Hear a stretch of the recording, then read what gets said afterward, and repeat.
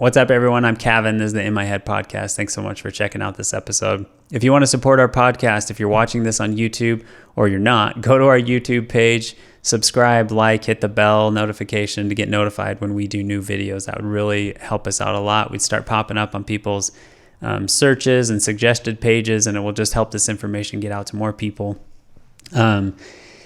If you're only listening to this and you don't do the YouTube thing, you can give us a 5-star rating, review on Apple Podcasts or whatever platform you're listening to. If you're able to become a monthly donor, you can go to our page at patreon.com/InMyHeadPodcast, and you can become a monthly donor. It can be as little as $1 a month, and 100% of your donation will go to the production of this podcast. That really helps us out. We're trying to get to the point where we can hire people to film it, edit it, manage our social media, just so we can be pumping out more episodes. And that would all be a great help to us. So thank you so much for those who are donors now. And if you're considering being a Patreon, you can do that you can do that at patreon.com/InMyHeadPodcast. The next one, if you like CBD products, you can purchase them through this link. YouTube doesn't let me do links yet until we have more subscribers, but you can purchase them through this link, and a portion of your sales will go to the production of this podcast. The last one, we don't get paid by these guys, but we are greatly appreciative of what they do, and they're stoked on our podcast, and that's betterhelp.com/InMyHead. If therapy is something you've considered or something you're interested in, this is a way for you to try it for free. They're offering our listeners a free week of online therapy. You can do it in the comfort of your own home. You can cancel at any time without any penalties or fees or anything like that. So betterhelp.com/InMyHead. For those of you, how are you guys doing on your no caffeine, no sugar? I don't know how many of you are trying it with me. This is officially a week. Pretty much right this second is a week ago is when I started it. And I feel good right now. Last week was hell. I had days 3, 4, 5 were completely miserable. They were migraines basically 3 days straight. We had to travel and go to a funeral. And I mentioned doing this when you have nothing to do.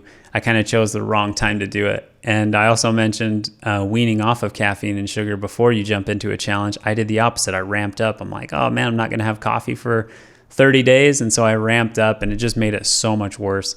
So if you haven't started, or this is something you're considering, definitely wean down. Take a week or even 2 weeks and just wean down. So the day before you start, you're basically just a tiny dose of caffeine, and will greatly reduce the withdrawal symptoms. But for me, I realized how much my body craves and needs caffeine and sugar because just of what my body did when I was off of it. So that's got to mean it's not a great thing, but that's just me. Some people it doesn't affect like that, and they might have a smooth transition. But I was getting messages of people like, this is the worst, this sucks. And now it's rad that I'm seeing kind of the light at the end of the tunnel. It's a week today.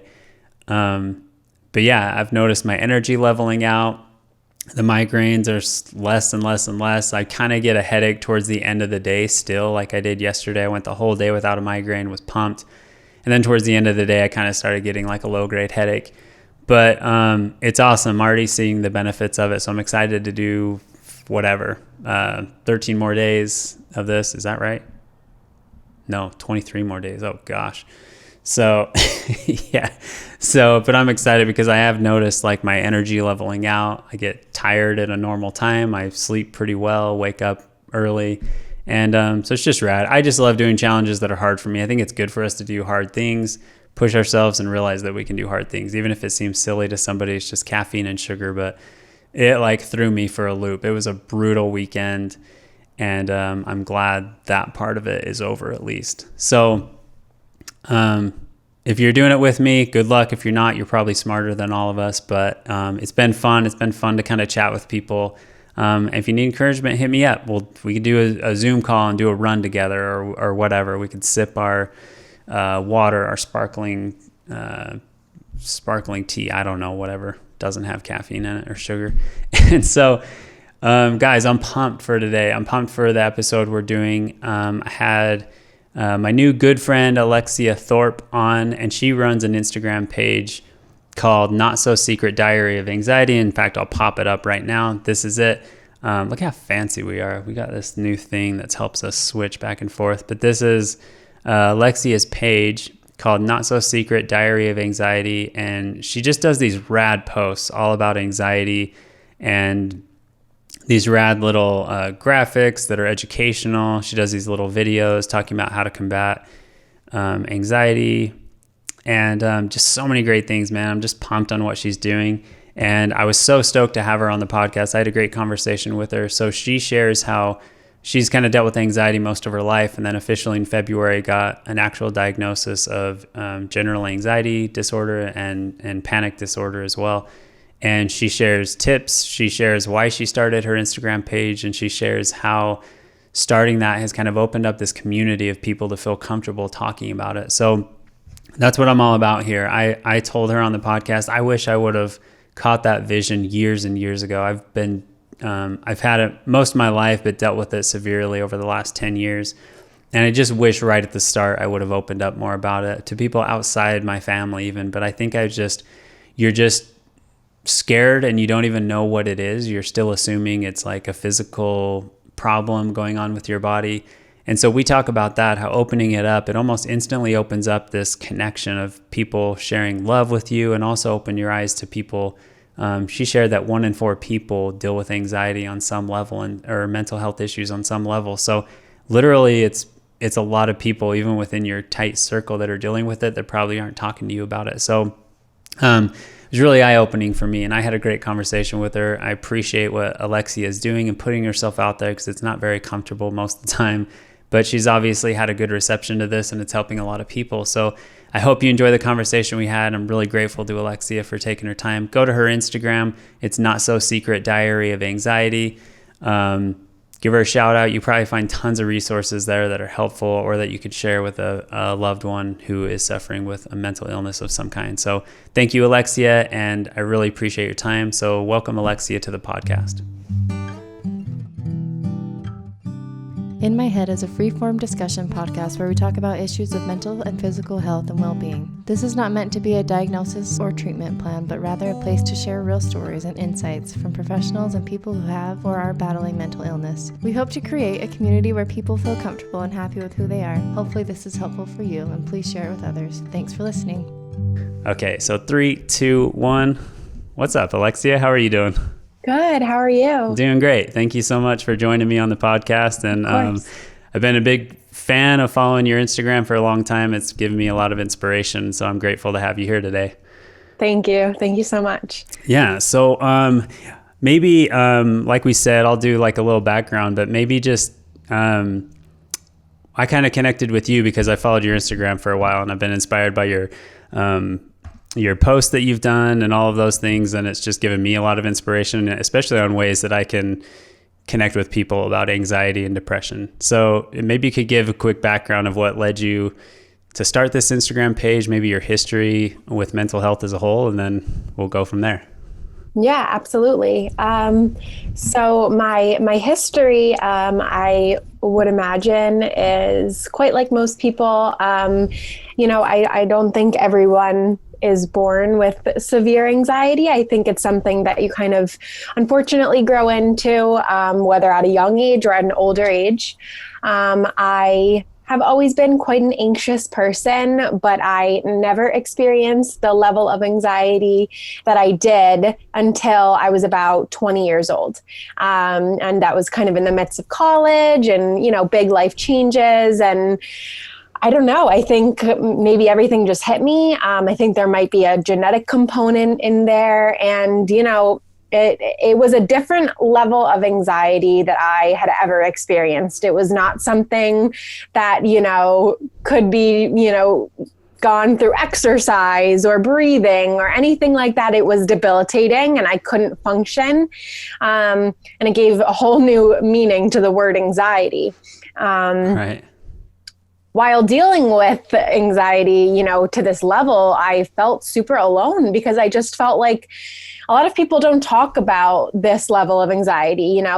There are some pages on Instagram, but not a lot. And I felt compelled once I started feeling better. I felt like a calling to just start a page and, reach out to people and be a voice for people and let them know that they're not alone. Right. So I feel like Yeah. And I feel like my history and I feel like my story, it probably resonates with a lot of people because, it's pretty basic. There's not much that's special about me. There's not much that's special about my story. It's relatable, I think. Right.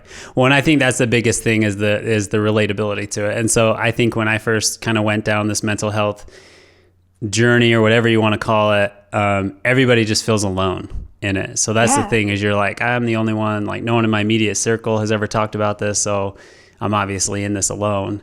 Right. And so for someone to come across like your page or something and see like it's getting traction, it's getting a following, there's engagement, you're like, whoa, this is huge. And people just feel uncomfortable talking about it, Yeah, absolutely. Yeah.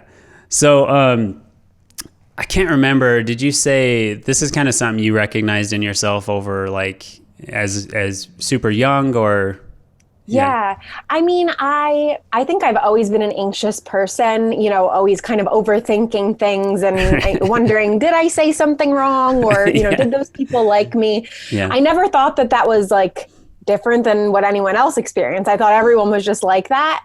So I never thought that I really had anxiety. If I did, it wasn't, to a level where it was interfering with my life. I was okay. Right.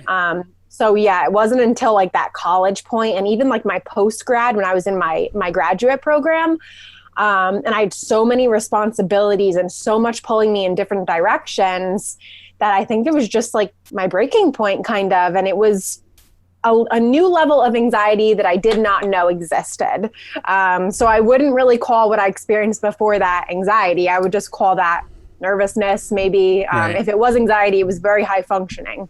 Right, right. Yeah. What was like the difference with when it kind of grew into the college years? What were like maybe when it would ramp up, what was like your experience with it? My biggest difference was experiencing physical symptoms, right? So I never knew that anxiety could cause chest tightness, a lump in the throat, head tension, tingling sensations in your hands, your feet, your face, derealization, depersonalization, nausea, so many things, mental and physical, that anxiety could cause. And, when a person starts experiencing this, they start to think, is there something physically wrong with me? You start going to all the doctors. I went to the emergency room 3 times, possibly 4. I went to urgent cares. I went, to all the doctors I could because I thought that there was something wrong with me because it just hit me one day.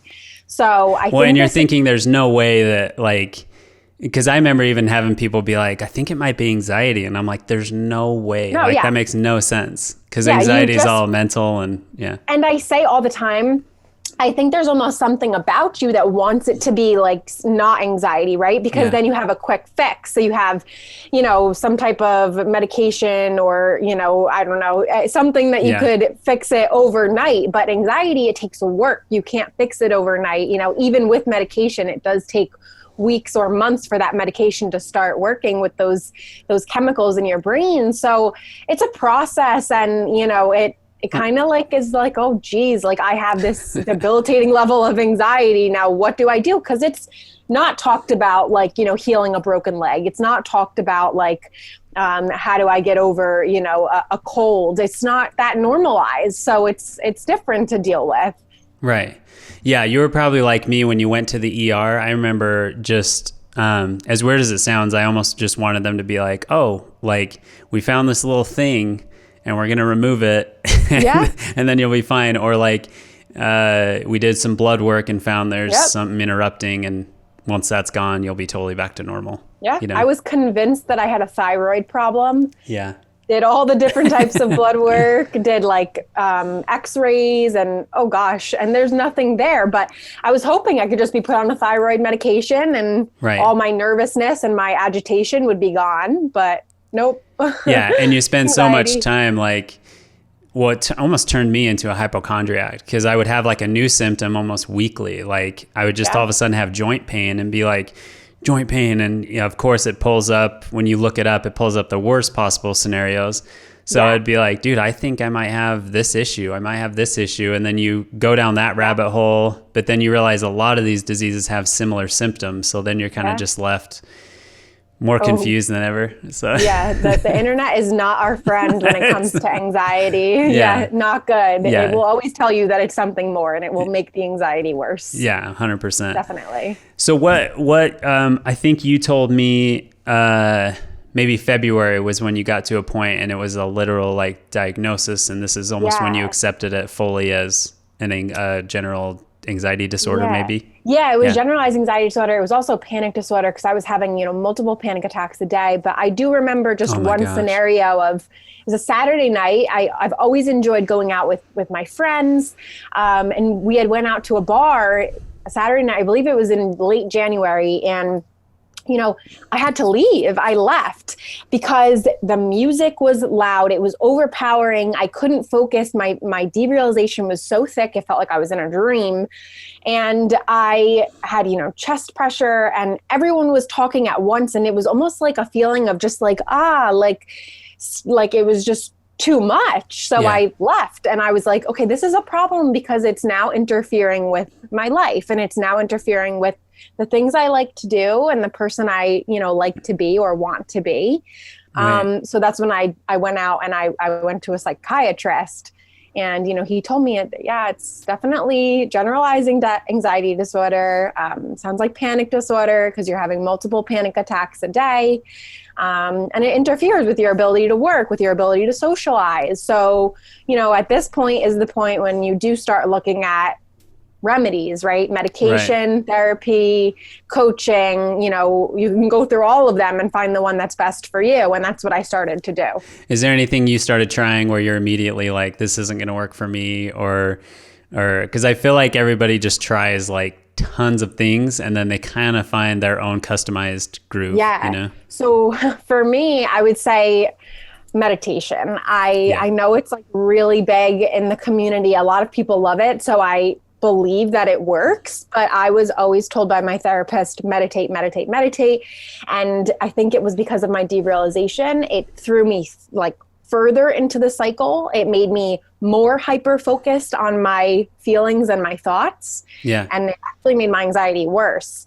Would you mind, sorry, I didn't mean to cut you off. Is there any way you could take a second to talk about derealization, depersonalization? Because that was the very first symptom I experienced. Like I kind of like you had similar anxiety growing up and depression, but it was when I experienced that derealization, that feeling of like you're in a dream state, you're sitting at a restaurant, you're looking around and you feel like this is not real, or you feel out of your body. So that for me, that's where I was like, this can't be anxiety. This is like, this is a brain issue or heart issue or something. So if people aren't familiar, maybe give a little bit of... Absolutely. Well, I think that the way that you explained it was perfect. It's a detachment from yourself. So people experience it in different ways. Some people say that they feel like they're living in a dream. Others feel like they're just not themselves. The derealization is more of the dreamlike and detachment state. The depersonalization is still a detachment, but it's from yourself. So you may be looking in the mirror and wonder, is that really me? Yeah. You might, see yourself speaking almost like you're above your head. You see yourself doing things. It's very out of body. And the best way I can describe it is it feels like you are on drugs that you don't want to be on, and that you cannot come off of them. It is terrible. Not choosing to be on them. Yes, you are not willing or wanting to be on them, but it feels like you're, high is what it feels like, and not a good high. So, it's the scariest thing I've ever experienced. I know plenty of people who have experienced it, but one of the biggest things about it is if you search it, even today, if you search it, it's not linked to anxiety. Some people will say, oh, it's from severe anxiety, but mostly you'll find crazy things. And I mean, it's not talked about enough, and it is from severe anxiety. So, it's definitely worth bringing up and talking about and normalizing. Right. So that's when you finally accepted, like, this is a legit diagnosis. You had a professional tell you, you experienced that, it's interfering with your life. What got you to the point of, I got to be open about this? I can't, because that's what I'm impressed with your story, that I really want people to, like, grasp, is you kind of just owned your story and then opened up about it. And it's obvious that people connected with it. For me, I felt, and who knows why, but I felt like I just kept it quiet for so long, like years and years. Yeah. And then literally between me and my wife and maybe my sisters, it was just kind of like, oh yeah, okay, this is normal. Okay, I'll keep figuring it out. And, but literally like 2 years ago where I finally was like, this is ridiculous. Like so many people are experiencing this. And it's like, as soon as you do, you kind of get this outpouring of like love. And then you start getting messages like, hey, me too. And you're like, wait, what? You know? Same for me. I mean, I'm a very private person, believe it or not. I don't really speak about personal things. Yeah. So I didn't speak about it, you know, even after my diagnosis. To my family, my close family, I did. But to friends, to people I don't know, to strangers, no, I wasn't speaking about it. And then, you know, our quarantine hit, the pandemic hit, and I really hit my rock bottom. And, you know, I spent quite a few months really struggling, trying to figure out how to deal with it. And, you know, I think maybe like June, I was starting to feel a little bit more like myself. And I started telling, you know, some distant people, hey, like I experienced this. And they said, you know, me too. And I said, oh my gosh, I would have never known. Like a lot of people experience this, but they just don't talk about it. So I felt super alone. And like I said, I kind of felt compelled to talk about it. I don't know why. I just feel like I don't want anyone else to feel alone with it, because you're not alone with it. Yeah. So I think that's where that switch happened. Did I ever think that the attraction of the page would happen? No. I thought it would help, you know, some people, or it was actually at first just my friends from, you know, my private Instagram and my family following. And then it started to gain strangers attraction. And I was like, okay, like I'm here for it. I'll help you. I'll help anyone I can with my voice. So I love that. Kind of worked out that way. I love that. So what, like, the only thing I wanted to go back in your story a bit is I've talked about meditation a ton on the podcast. What types of meditation for you have been beneficial for you? Because a lot of people have been like, I just can't sit there and just be quiet and breathe. And so I try to tell people there's so many, literally there's walking meditation. There's, you know. And I love that you brought that up, because for me, I've never been able to sit there and breathe. Like I cannot. I'm a person who has to continuously move. Got to be going. But like mindfulness and mindful walking was one of my favorite things a few months ago during my severe anxiety attacks. When I would walk, I would step over each crack, and then I would count, you know, the steps with my right foot, the steps with my left foot. And it's just a way of zoning in on something and kind of bringing attention to exactly what you're doing at that exact moment, not thinking about all the external factors. So I agree. I think that there are ways that you can, you know, meditate and have that mindful component without just, you know, breathing in and out and focusing on your breath. You know, I think even like I love calming music. I love music that doesn't have words to it. So just putting on like music and just like listening to the song and kind of being in it and hearing the melody, like that to me is mindfulness. That to me is like a form of meditation, you know? Right. 100%. I love that. Thanks so much for sharing that. And I felt the same way. I remember my dad used to make me meditate when I was little, and it would almost make me anxious because I was just laying on the couch like, okay, I feel like I need to get up and do something. And like, I've been able to have more success in it now, but I find more benefit for me personally doing like a hike or something. And I hike up to kind of a mountain. I kind of just sit there and you're out of breath because you're exercising. And then you kind of use that energy to, you know, breathe through it. But I love what you talked about people don't realize that's meditation, like counting the cracks and stuff. And it's all about part of mindfulness, about being present, which I don't think as a whole we realize how much we're not present. We're connected into something else, or just we're more into like distractions, you know. 100%. And so can you tell me a bit about what's like the inspiration behind your Instagram posts? Where do you see it going? And all that. My posts, the inspiration normally comes from things I've experienced, you know, myself. If something well, if something happens to me, like in my life, I think I was telling you, I was talking with someone and they said, oh, I literally almost had a panic attack, because I tripped. And I'm like, you have no idea what that means. Like, you've obviously never had a panic attack. Yeah. And that kind of, inspired a post that I made. So most of the things that I post are directly from things I've experienced. However, as my page has grown, I now get requests for posts. So I do sometimes post things based off of what my followers are looking to see, as far as a certain symptom, as far as dealing with something specific. So it's kind of a combination of both. I speak a lot about panic attacks because that was, my biggest struggle was panic attacks, both in the daytime and at nighttime. Well, this is, I would love for you, like anyone could go to your Instagram and we'll make sure we tag it all in the description and stuff, but anyone can go to your Instagram and see these, tips, you have a panic attack or you have that. Is there something just right here on the podcast that you could say, like, if someone's experiencing that panic attack, because usually the first one is the scariest. And then all of a sudden you start having them like, oh no, is this going to be a thing? But you've talked a lot about in the moment, a panic attack, what you can do and even prevention before it. Maybe you could share a couple of those. Yeah, absolutely. Yeah. I would say the biggest thing is, when it comes on, it's here, right? So the more that you fight it, the more it will continue. So let it be here. That's obviously much easier said than done. Recognizing it, huge. Yeah. Labeling it, right? Yeah. It's a panic attack. Label it. You're not dying and it's going to end. And remind yourself of that. You're safe. Your body is safe. Your mind is safe. You're not going to die. You might think you're going to pass out. That's not going to happen. You're going to be okay. Mm-hmm. It's going to pass. It's just kind of about reminding yourself of that.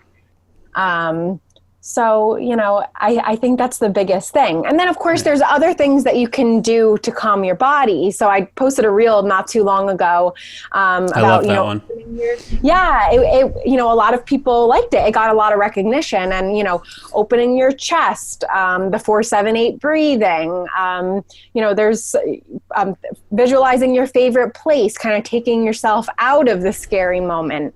So there's a lot of things you can do, but it really is about finding what works best for you, what you like best. So maybe someone doesn't like to breathe. Maybe they like to visualize a place, or, they like to repeat affirmations.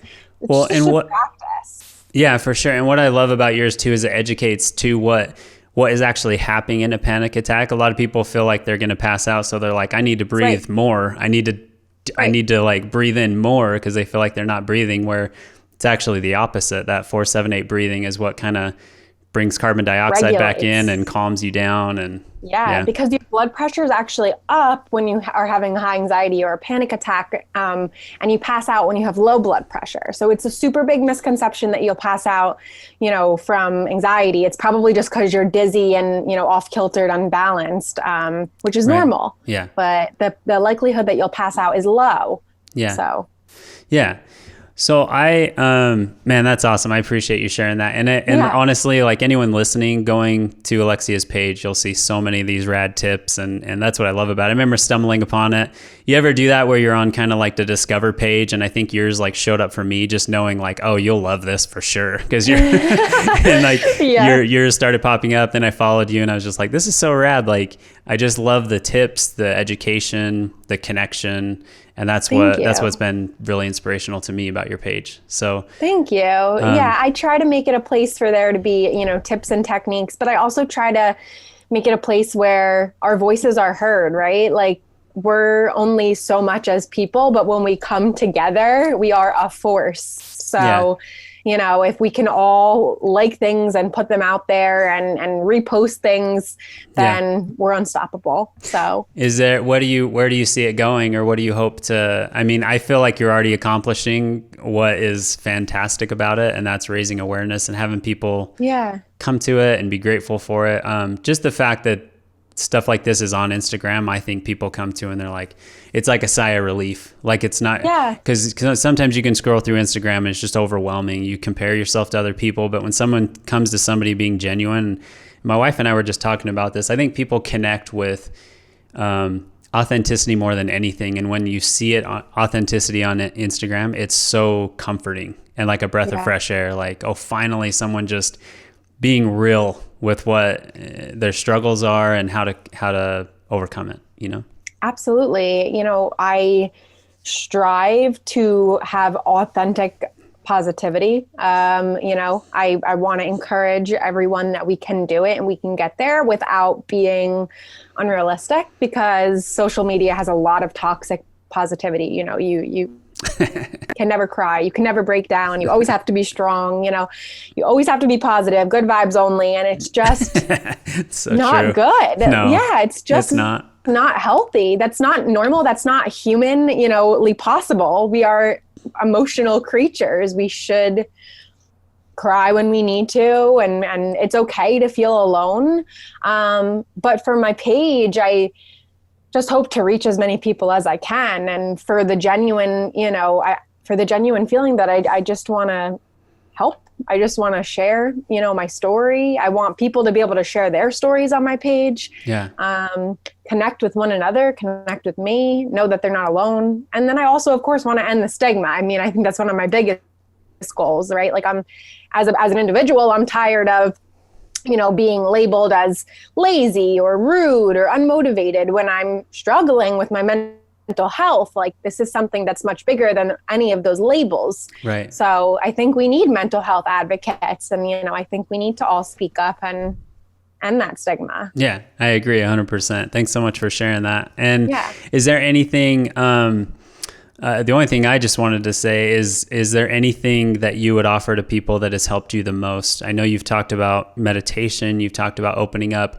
Is there anything else you want to add to somebody who's just in the beginning of this, experiencing this? And because I know it can feel so overwhelming, and sometimes you go to the internet and it's just a flood of information. So a lot of it's unhelpful. So, yeah. Yeah, unfortunately it is. I would say, if you're just starting to experience this, stay off of the forums, stay off of the internet, stay off of searching. And what you should do instead, or could do instead, is search for helpful communities, right? Like Instagrams, mine, and there's other Instagrams for anxiety relief. And these are helpful communities. These are communities where you can share, where you can feel supported. You don't need communities which are going to scare you further, like forums on the internet. Well, there's also a lot of funny stuff that gives you comic relief from it that I never even knew until I was getting into the podcast and started looking into more. I was like, oh my gosh, like we can actually laugh about this stuff. There's memes, like you search for a place that you feel at home, right? And then also don't be afraid to seek help. Don't be afraid to, ask someone you're comfortable with, someone you trust. What can I do? Who can I go to? And then, I spoke about it yesterday on my Instagram. Try different methods. We are so lucky to have therapy, coaching, medication, exercise, supplements, like holistic healing, acupuncture. The list goes on and on. Mm-hmm. It's just about finding what works for you. Everyone's body chemicals are different. Everyone's mind chemicals are different. Don't give up, fight the good fight, and you'll get there. It's not a life sentence. You don't have to feel like this forever. That's similar to what a buddy of mine and I were talking about yesterday. We were going back and forth about, this was diet stuff, because with the podcast, we're doing a challenge of like no caffeine, no sugar. And so he was asking me stuff, and I was like, honestly, dude, I've gotten to the point where like I can't speak to what works for anybody but myself. Like literally somebody might be able to drink 10 Red Bulls a day and it never affects them. For me, it would ruin me. It ruined my like everything. And so you can only speak, but the great, like you said perfectly, like there's so many tools out there, and just grab them, try them, see what works. And you can easily just put it aside if it doesn't work. Exactly. And yeah. Is there anything else you want to add, Alexia? I would just say, if there's anyone out there struggling who feels alone, you're not alone. There are so many people who are struggling, some people who speak about it and some people who don't speak about it. At the end of the day, I think it's 1 in 4 people struggle with their mental health, right? So that's 1 in every 4 people that you see. That's a lot of people. You don't need to feel alone, Come on over to Not So Secret Diary of Anxiety. You're not alone here. Well, and I kind of wish, there's no way you can have that perspective until you get through it. Not through it, but you're on the journey and you look back. But I wish I could have understood what opening up about it meant literally 10 years ago. That you are struggling now, you'll get these tools, and then you'll learn things that really work for you, and then literally you'll be one day in a position where somebody is struggling for the first time, and you're like, it's all good, like come over here. I remember meeting the first person who like I connected with on this, and I was like, oh wait, you like derealization, I've never heard anyone else like tell me that was a thing. So, and we just instantly like bonded. And so one day you learn the tools, and one day you'll be a person that can help another person with it. So yeah, that's exactly right. You just kind of have to wait for the light at the end of the tunnel and then follow the light. You know, there's a way out, and that's what's most important to know, is that you're not stuck like this. You're okay. So where can people find you, Alexia, before we let you go? Yeah, you can find me on Instagram at Not So Secret Diary of Anxiety. I also have a Facebook page that's linked to the same name. Recently made a TikTok. Nice. So I'm still kind of learning how to do that. It's Alexia, my first name, _ Not So Secret Diary. And, you know, I'm building a shop, and I'm coming out with a new website, and it'll be just a couple weeks before it's launched. So, you know, come join me, come along for the ride. Awesome. Well, I'm excited to see that launch, and we'll definitely give you a shout out when that happens. And thank you so much for your time. I really appreciate it. Thank you very much. This was wonderful. Okay. Thanks, Alexia. Bye. Thanks.